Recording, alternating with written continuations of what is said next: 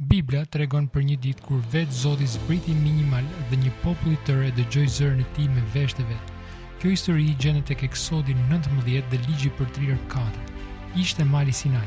Pa pritur qielli u droll.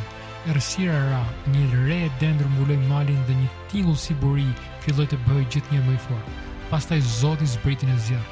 Mali u dogj, toka u droll dhe nga brenda zjarrit Zoti foli. Unë ju nxora nga Egjipti, ju solla pranë vetes. Nëse dëgjoni zërin tim, do të jeni thesari më i çmuar nga gjitha kombet, sepse gjithë toka është e ime. Zëri ishte i gjallë sikur vetë universi po fliste. Askush nuk mund ta duronte. Populli u tërhoq mbrapa.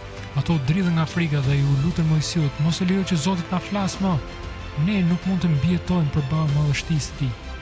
Atë ditë Izraeli nuk e pa vetë fuqinë e Zotit.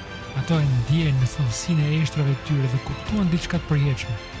Zëri i Zotit nuk është i butë, ai është zjarr, ai është dridhje, ai është lavdi e gjallë, aq e pastër sa asnjë njeri nuk mund ta përballojë të qëndrojë në kamp. Askush nuk mund të tallet në Zotin e Biblës.